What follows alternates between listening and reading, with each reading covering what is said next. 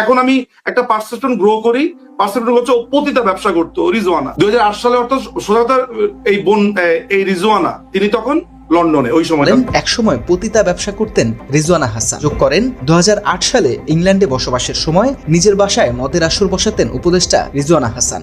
সেই বাসাতে যখন গেছি তিনি সেখানে একটা বয়ফ্রেন্ড নিয়ে থাকতেন, সেখানে 10টার পরে 12টার পরে এরা ছেলেবেলে নিয়ে মোটামুটি ড্রিঙ্ক করে ফাটায় ফেলে এই রিজওয়ানা চৌধুরী রানা এবং তারেক রহমানকে নিয়ে জনগণ যা ভেবেছিল সেটাই সত্য হলো।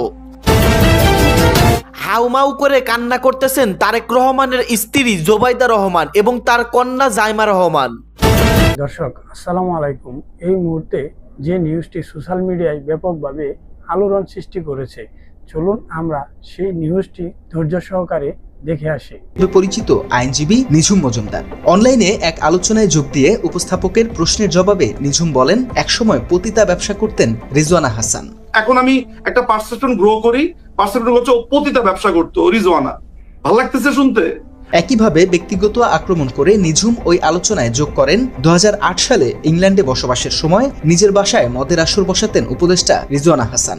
সেই বাসাতে যখন গেছি তিনি সেখানে একটা বয়ফ্রেন্ড নিয়ে থাকতেন, সেখানে 10টার পরে 12টার পরে এরা ছেলেবেলে নিয়ে মোটামুটি ড্রিঙ্ক করে ফাটায় ফেলে এই রিজওয়ানা চৌধুরী।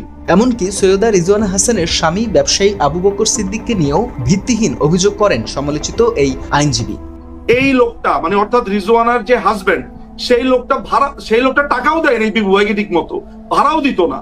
একইভাবে বর্তমানে ইংল্যান্ডে থাকা আওয়ামী লীগের এজেন্ডা বাস্তবায়নকারী নিঝুম দাবি করেন, রাজনৈতিক মতপার্থক্য থাকলেও জামায়াতে ইসলামী বাদে রিজওয়ানা হাসান সহ অনেকের সাথেই সৌহার্দ্যপূর্ণ সম্পর্ক বজায় রাখার মানসিকতা রয়েছে তার। রিজওয়ানা হাসানের হাজবেন্ড রেসিডেন্সিয়াল স্টুডেন্ট, হ্যাঁ, এবং এইসব ব্যাপারে কয়েকটা ব্যাপার আছে। আমরা political irrespective of political ideology. Nijhum Majumdar শুধু রিজওয়ানা হাসানকে নিয়েই নয়, জুলাই আন্দোলনে স্বৈরাচার শেখ হাসিনার পতনের পর থেকেই আওয়ামী লীগের পক্ষে নানা প্রচারণা চালাচ্ছেন। সেই সাথে দেশে অস্থিতিশীলতা তৈরিতে অন্তর্বর্তী সরকারকে নিয়ে বিভিন্ন উস্কানিমূলক বক্তব্যও দিয়েছেন এই পলাতক আইনজীবী। একাধিকবার যোগ দিয়েছেন বাংলাদেশকে নিয়ে মিথ্যাচার করা ভারতের রিপাবলিক বাংলার আলোচনায়। তারেক রহমানের সাথে বৈঠক, শিশির মনিরের স্বরাষ্ট্রমন্ত্রী হওয়ার দৌড়ঝাঁপ, এগুলো আসলে যোগসাজশ কতটুকু রয়েছে এগুলো মনে হয় ভাবার বিষয়। এর আগে এক আলোচনায় যুক্ত হয়ে সাংবাদিক সাইয়েদ আব্দুল্লাহর সাথে হারপিক কাণ্ড ঘটিয়ে ব্যাপক হাসি ঠাট্টার খোরাক যোগান বিতর্কিত এই আইনজীবী।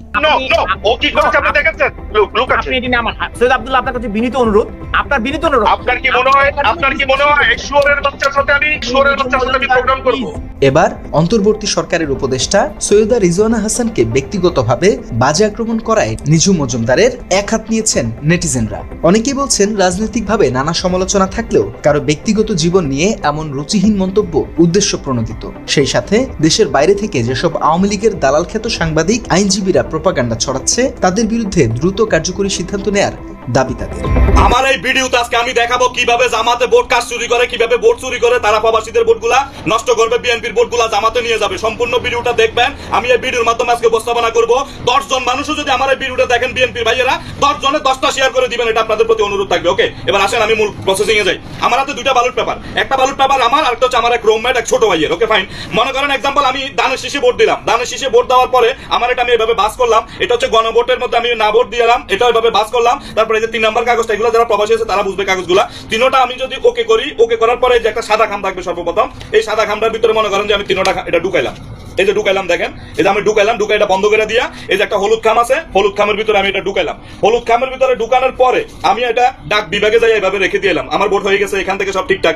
যখন এটা বাংলাদেশে চলে যাবে, এখন এই যে আরেকটা ব্যালট পেপার আমার কাছে আছে। এখন নির্বাচন অফিস থেকে নির্বাচন কমিশনের ওখানে যে ভোটগুলো যখন এটা তারা খুলবে, খোলার পরে যদি দেখা যায় এখানে দান শিশির মার্কা, এখন আরেকটা ব্যালট পেপারে যদি তারা যদি মনে করেন সেম টু সেম এখানে যদি জামাতের মার্কার মধ্যে যদি ভোটটা দিয়ে এই আমার এই পেপারটা যদি বাইর করে আমারটা ফালাই দিয়া জামাতের এই পেপারটা যদি ঢুকাই দেয়, তাহলে কিন্তু আমার দানের শীষের ভোটটা জামাতের হয়ে গেল। সো আমি জাতীয়তাবাদী দল বিএনপির কেন্দ্রীয় পর্যায়ের নেতাদেরকে আমি বলবো, তারেক রহমান থেকে শুরু করে প্রত্যেকটা মানুষের কাছে আমার এই ভিডিওটা পৌঁছানো চাই। এবং আমি যেটা বলতে চাচ্ছি, এটা এখন বন্ধ করবেন কিভাবে?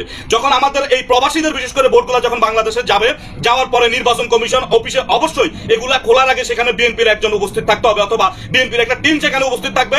এই টিমের সামনে এগুলা খুলতে হবে। প্রয়োজনে জামাতেরও একটা টিম থাকুক, প্রত্যেকটা দল থেকে 2-4 জন নিয়ে একটা টিম গঠন করে সবার সামনে এগুলা খুলতে হবে এবং সবার সামনে গণনা করতে হবে। তাহলেই একমাত্র প্রবাসীদের ভোটগুলা আমি মনে করি চুরি করতে পারবে না। এছাড়া আর কোনো উপায় নাই। ধন্যবাদ সবাইকে। জামায়াত ইসলামের এজেন্ডা বাস্তবায়নকারী জনাব শাহরিয়ার কবির সাহেব গতকাল তার একটা স্টেটমেন্টে বলেছেন যে জামায়াত ইসলামীকে বিজয় করা আমাদের প্রত্যেকের ইমানি দায়িত্ব। নাউজুবিল্লাহি মিন যালিক। তিনি তার গতকালকের বক্তব্যে আরো কিছু কথা উল্লেখ করেছেন। সেখানে তিনি বলেছেন যে আমরা যখন কবরে যাব তখন আমাদেরকে যে 3টা প্রশ্ন করা হবে, সেই 3টা প্রশ্নের মধ্যে একটা প্রশ্ন হলো মা দিনুকা, মানে তুমি কোন দল করছো, লা হাওলা ওয়ালা কুওয়াতা ইল্লা বিল্লাহ। এবং সেই জায়গার মধ্যে আমরা যদি ফেরেশতাদেরকে অ্যানসার করতে পারি যে আমরা জামায়াত ইসলামী করেছি, তাহলে আমাদের 7 খুন মাফ এবং আমাদেরকে সরাসরি জান্নাতে পাঠানো হবে। আমরা যেখানে জানি মা দিনুকা মানে তোমাদের ধর্ম কি, সেখানে আমাদের অ্যানসার হবে ইসলাম। সে জায়গায় জামায়াত ইসলামী বলে মা দিনুকা মানে তোমার দল কি, এবং সেখানে অ্যানসার হবে জামায়াত ইসলামী। নাউজুবিল্লাহি মিন যালিক।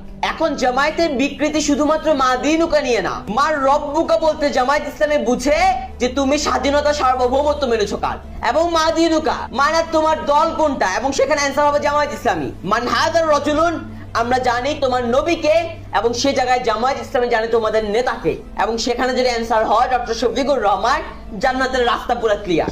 জামায়াত ইসলামীর বিকৃতি শুধুমাত্র এই জায়গায় না, আমরা সর্বস্তরের মুসলমানরা বিশ্বাস করি সত্যের মাপকাঠি সাহাবায়ে কেরামরা, কিন্তু জামায়াত ইসলামী এই কথার উপর বিশ্বাস স্থাপন করেনি। আমরা প্রত্যেকে জানি নবী রাসূলরা নিষ্পাপ, কিন্তু জামায়াত ইসলামী সেই কথা মানে না।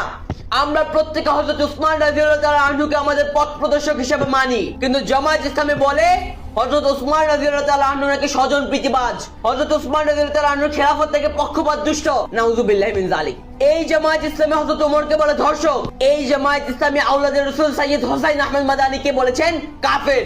এই জামায়াত ইসলামীরা দিনের পর দিন ইসলামকে বিকৃত করে নতুন ইসলাম প্রতিষ্ঠার চেষ্টা চালাচ্ছে। আজকে এই সকল ইসলাম শাহরিয়ার কবিরের মতো আবাল করি এসব কুকুরের বাচ্চাগুলো আজকে আবার ন্যাশনাল পর্যায়ে গিয়ে জামায়াতের মতো এরকম কুলাঙ্গার, এরকম মুনাফিকদেরকে রিপ্রেজেন্ট করতেছে। আমি চেষ্টা করছি প্রমাণ করতে রাজনীতি ভিন্নভাবেও করা যায়, আর এটা প্রমাণ করতে আপনাদের কাছ থেকে আমার মাত্র 5 মিনিট সময় প্রয়োজন। বুঝিয়ে বলছি।